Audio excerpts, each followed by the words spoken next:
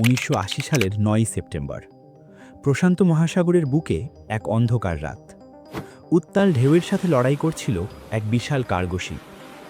টাইটানিকের চেয়েও বড় এবং ১৬ তলা সমান উঁচু এই জাহাজটিকে যদি ইস্পাতের দুর্গ বলা হয় তবে ভুল হবে না।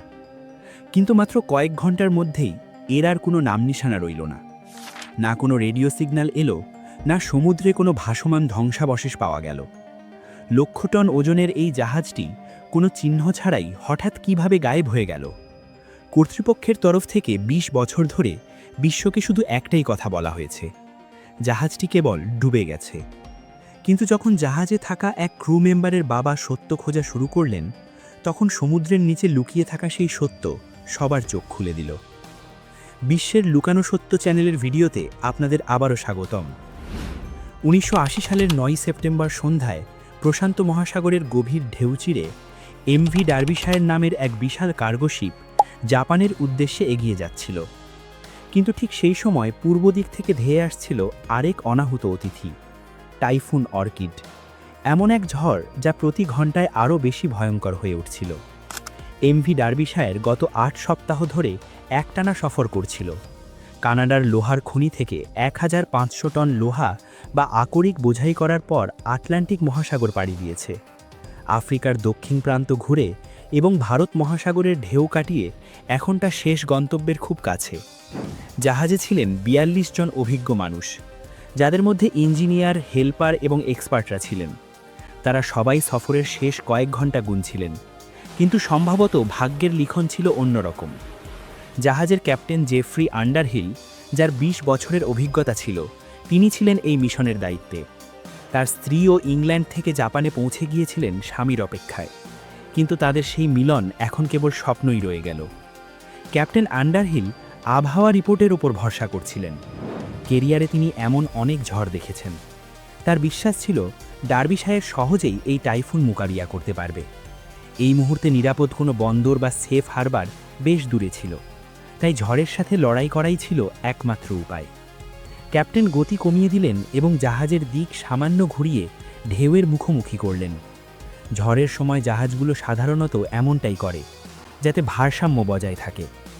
একই সাথে ক্যাপ্টেন একটি এমার্জেন্সি মেসেজ বা জরুরি বার্তা পাঠালেন, যেখানে তিনি পরিস্থিতির ভয়াবহতা এবং জাহাজের বর্তমান অবস্থান জানালেন। কিন্তু ঝড়ের রাগ বেড়েই চলেছিল। ঢেউগুলো ১০ মিটারেরও বেশি উঁচু হয়ে গিয়েছিল। কিছু ঢেউ তো ডার্বিশায়ারের সমান উচ্চতায় পৌঁছে গিয়েছিল।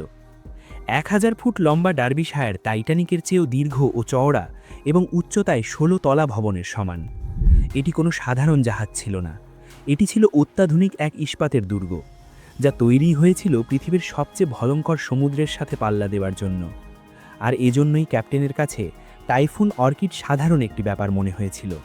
কিন্তু সমুদ্রের অন্ধকার গভীরে এমন কিছু ঘটতে যাচ্ছিল যা কেউ কল্পনাও করেনি। সেই রাতে আরও ২টি জাহাজ এই টাইফুনের মোকাবিলা করছিল। পরের দিন সকালে সেই ২টি জাহাজ তো সহি সালামতে বন্দরে পৌঁছে গেল, কিন্তু এমভি ডার্বিশায়ারের কোনো খোঁজ পাওয়া গেল না। এই ইস্পাতের দুর্গ হঠাৎ কোনো চিহ্ন ছাড়াই গায়েব হয়ে গেল। আগামী ২০ বছর ধরে বিশ্ব বুঝতেই পারেনি যে সেই রাতে আসলে কি ঘটেছিল। ১৯৮০ সালের ৯ সেপ্টেম্বর সন্ধ্যায় এমভি ডার্বিশায়ার শেষবারের মতো রেডিও বার্তা পাঠিয়েছিল। এরপর আর কোনো ডিস্ট্রেস কল বা শেষ বার্তা আসেনি। পরবর্তী ৬ দিন শুধুই এক ভয়ঙ্কর নীরবতা। জাহাজের মালিকপক্ষ একে নিখোঁজ বা মিসিং রিপোর্ট করেনি। হয়তো তাদের বিশ্বাস ছিল যে রেডিও যোগাযোগ বিচ্ছিন্ন হয়েছে এবং ডার্বিশায়ার আবার সমুদ্রের তীরে কোথাও ভেসে উঠবে। কিন্তু দিন গড়াতে লাগল, ডার্বিশায়ারের কোনো খবর এলো না। ১৫ই সেপ্টেম্বর প্রথমবারের মতো জাহাজটির নিখোঁজ হওয়া নিয়ে উদ্বেগ দেখা দেয়। একটি আন্তর্জাতিক সার্চ মিশন লঞ্চ করা হলো। হেলিকপ্টার, বিমান, নেভাল শিপ সবাই মিলে ডার্বিশায়ারের শেষ লোকেশনের আশেপাশে তন্ন তন্ন করে খুঁজল। কিন্তু এত বড় জাহাজের একটা টুকরো কোথাও ভাসতে দেখা গেল না। ৬ দিন পর সার্চ অপারেশন বন্ধ করে দেওয়া হয়। কর্তৃপক্ষ এই বলে মামলা রফাদফা করে দিল যে সমুদ্র তাকে গিলে খেয়েছে। কোনো তদন্ত না করেই চটজলদি এই সিদ্ধান্ত আসা হলো। যে গতিতে সার্চ অপারেশন এবং তদন্ত শেষ হলো, ঠিক সেই গতিতে মিডিয়া কভারেজও শেষ হয়ে গেল। এমভি ডার্বিশায়ারের ক্রু মেম্বারদের পরিবাররা অনেক অনুরোধ জানিয়েছিল, কিন্তু তাদের শুধু বলা হলো যে তদন্ত করার মতো কিছুই নেই। মৃতদের পরিবারের কাছে এই বিষয়টি হজম হলো না। তাদের মনে হচ্ছিল যেন ইচ্ছাকৃতভাবে কোনো সত্য গোপন করা হচ্ছে। এমভি ডার্বিশায়ার ব্রিটেনের বিখ্যাত সোয়ান হান্টার শিপইয়ার্ডে মাত্র ৪ বছর আগে তৈরি হয়েছিল। এমন এক জাহাজ যা ১.৫ লক্ষ টন ওজনের মাল বহন করতে পারত এবং যা ২০ বছর আগের জাহাজগুলোর তুলনায় ৪ গুণ বেশি লোড নিতে পারত। কিন্তু এবার কথা শুধু আকারের ছিল না, ডিজাইনও নতুন ছিল। ডার্বিশায়ার ছিল এক ওবিও ক্যারিয়ার। এটি ছিল নতুন যুগের এমন এক জাহাজ যা এক পাশে তেল এবং অন্য পাশে লোহার আকরিক বহন করতে পারত। এর সবচেয়ে বড় সুবিধা ছিল শিপিং খরচ কমানো, কারণ এটি কখনোই খালি ফিরত না। তেল নামিয়ে দিলে ফেরার পথে লোহা নিয়ে আসত, অর্থাৎ জাহাজ সব সময় চলতে থাকবে এবং কোম্পানিকে লাভ দিতে থাকবে। সাধারণ জাহাজের তুলনায় ডার্বিশায়ার প্রায় ৩০% বেশি রেভিনিউ বা আয় করতে পারত। এটি ছিল ব্রিজ ক্লাসের অন্তর্গত এবং সেই সময় পুরো পৃথিবীতে এমন শুধু ৬টি জাহাজ ছিল। এটি তৈরি করেছিল ব্রিটেনের সোয়ান হান্টার নামের শিপইয়ার্ড। সেই সময় কোম্পানিটি বেশ চ্যালেঞ্জের মুখে ছিল, কারণ তাদের প্রতিযোগিতা ছিল জাপান এবং সাউথ কোরিয়ান শিপইয়ার্ডগুলোর সাথে, যারা একই ধরনের জাহাজ আরও সস্তায় এবং দ্রুত তৈরি করছিল। সোয়ান হান্টার, যারা একসময় জাহাজ নির্মাণ শিল্পের সম্রাট ছিল, তারা জাপানিজ এবং কোরিয়ান কোম্পানির চাপে পড়ে খরচ কমানো বা কস্ট কাটিং শুরু করে। আর হয়তো এখানেই লুকিয়েছিল এমভি ডার্বিশায়ার ডুবির আসল রহস্য। এই দুর্ঘটনার পর অনেক পরিবারে অন্ধকার নেমে এলো, কিন্তু একজন মানুষের জন্য এটি শুধু ক্ষতি ছিল না, এটি হয়ে দাঁড়ালো একটি মিশন। তার নাম পিটার রিডিয়ার্ড, যিনি তার যুবক ছেলেকে ডার্বিশায়ারে হারিয়েছিলেন। কিন্তু পিটার শুধু একজন বাবাই ছিলেন না, তিনি ছিলেন একজন অভিজ্ঞ শিপ সার্ভেয়ার বা জাহাজ পর্যবেক্ষক, যিনি তার সারা জীবন সমুদ্র এবং জাহাজের বিশ্লেষণে কাটিয়েছেন। পিটার যখন নিজেই ময়দানে নামলেন, তখন তিনি এক অবিশ্বাস্য সত্য ফাঁস করে দিলেন। ১৯৮২ সালে ডার্বিশায়ার গায়েব হওয়ার মাত্র ১৮ মাস পর টাইন ব্রিজ নামের আরেকটি ব্রিজ ক্লাস জাহাজ নর্থ সি এর ঝড়ের কবলে পড়ে। হঠাৎ জাহাজের সামনের অংশে স্টিলে ফাটল ধরতে শুরু করে। ক্যাপ্টেন সাথে সাথে জাহাজ ত্যাগের নির্দেশ দেন এবং ক্রুদের হেলিকপ্টারে করে বাঁচানো হয়।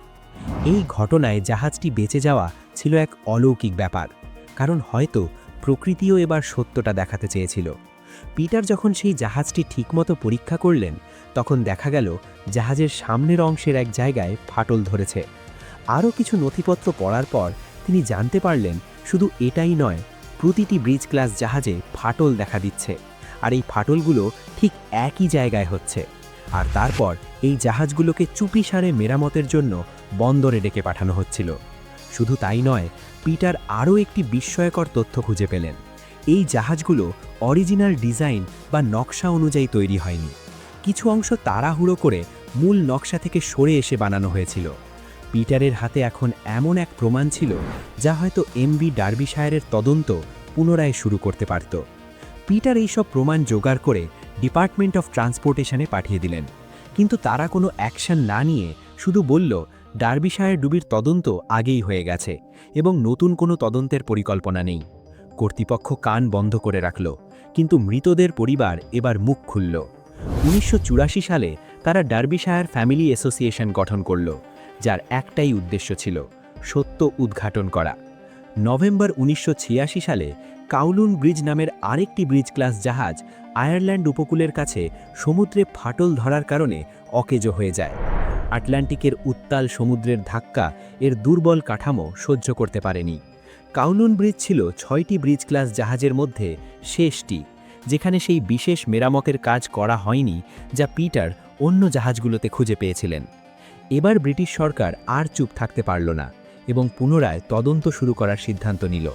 পিটার এবং অন্য পরিবারগুলোর মনে আশার আলো দেখা দিল। পরবর্তী ৬ মাস ধরে বিভিন্ন বিশেষজ্ঞরা তাদের মতামত দিলেন।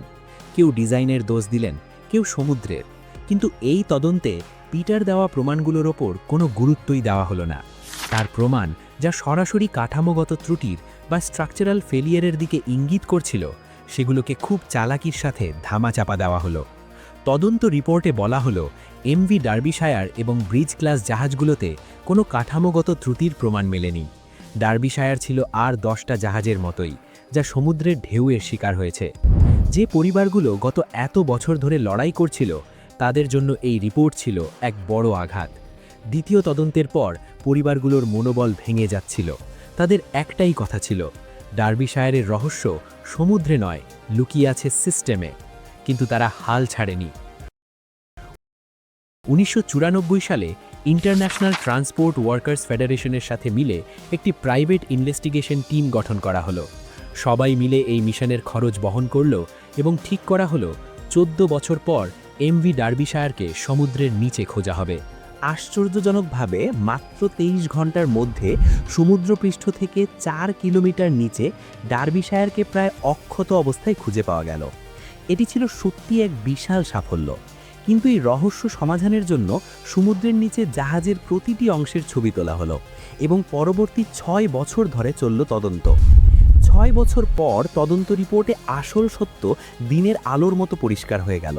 জানা গেল জাহাজের একদম সামনে একটি স্টোর রুম থাকে, যাকে বোসেন্স স্টোর বলা হয়। এই স্টোরে দড়ি, টুলস, চিন ইত্যাদি রাখা থাকে। সেই রাতে ঝড়ের সময় যখন এমভি ডার্বিশায়ার ঢেউয়ের তালে দুলছিল, তখন বোসন স্টোরের দরজা, যা অরিজিনাল ডিজাইনের মতো করে বানানো হয়নি, হঠাৎ ভেঙে যায় এবং সেখানে পানি ঢুকতে শুরু করে। হাজার হাজার গ্যালন পানি ঢোকার ফলে জাহাজের সামনের অংশ ভারী হয়ে যায় এবং পানির নিচে চলে যেতে থাকে। এখন ঢেউগুলো আরও ওপর থেকে আছড়ে পড়ছিল, যার ফলে ভেন্টিলেটর ভেঙে মেশিনারি রুমে পানি ঢুকে যায়। ডার্বিশায়ারের সামনের অংশ আরও ঝুঁকে পড়ে। এরপর একটি বিশাল ঢেউয়ের আঘাতে টেনিস কোর্টের সমান বড় কন্টেইনার, যেখানে লোহার আকরিক বা আয়রন ওর রাখা ছিল, তার হ্যাচ কভার ভেঙে যায়।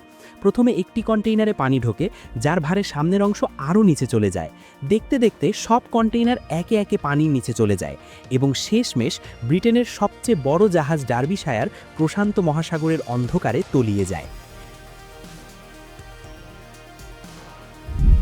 যখন তদন্ত রিপোর্ট প্রকাশ করা হলো, তখন জানা গেল যে কোম্পানি এই ব্রিজ ক্লাস জাহাজগুলো বানিয়েছিল, তাদের সব কটির বোসন স্টোরের কাছে ফাটল ছিল এবং হ্যাচ কভারগুলো ছিল দুর্বল ও মানহীন। শুরুতে পরিবারগুলো ভেবেছিল হয়তো জাহাজে বড় কোনো স্ট্রাকচারাল ফেলিয়ার ছিল, কিন্তু তদন্তে জানা গেল কোনো বড় ডিজাইন ফল্ট নয়, বরং ছোট ছোট অবহেলার কারণেই একটি বিশাল ইস্পাতের দুর্গ ডুবে গিয়েছিল। 1970-এর দশকে প্রতি বছর অনেক জাহাজ ডুবে যেত। কর্তৃপক্ষের কাছে এটি একটি সাধারণ ঘটনা বা শুধুই সংখ্যার খেলা ছিল, কিন্তু ডার্বিশায়ারের পরিবারগুলো নিজেদের উদ্যোগে তদন্ত করে শিপিং ইন্ডাস্ট্রিকে বিশ্বের সামনে উন্মুক্ত করে দিল। এরপর নতুন জাহাজের ডিজাইন এলো, নিয়ম আরও কঠোর হলো এবং সেফটি ইন্সপেকশনের উপর জোর দেওয়া হলো। তারা শুধু একটি হারানো জাহাজ খুঁজে বের করেনি, বরং পুরো ইন্ডাস্ট্রিকে বদলাতে বাধ্য করেছিল। আজও শিপিং ইন্ডাস্ট্রির এমন অনেক নিয়ম আছে যা ডার্বিশায়ারের কারণেই তৈরি হয়েছে। যে জাহাজটি আজও প্রশান্ত মহাসাগরের 4 কিলোমিটার নিচে সমুদ্রের তলদেশে নিস্তব্ধ হয়ে পড়ে আছে। আশা করি বিশ্বের লুকানো সত্যের এই ভিডিওটি আপনাদের ভালো লেগেছে। ভিডিওটি ভালো লেগে থাকলে একটি লাইক দিয়ে চ্যানেলটি সাবস্ক্রাইব করে দিন এবং কমেন্টে আপনার মতামত শেয়ার করুন। তো দেখা হচ্ছে আগামী একটি ইন্টারেস্টিং ভিডিওতে। ততক্ষণ পর্যন্ত ভালো থাকবেন।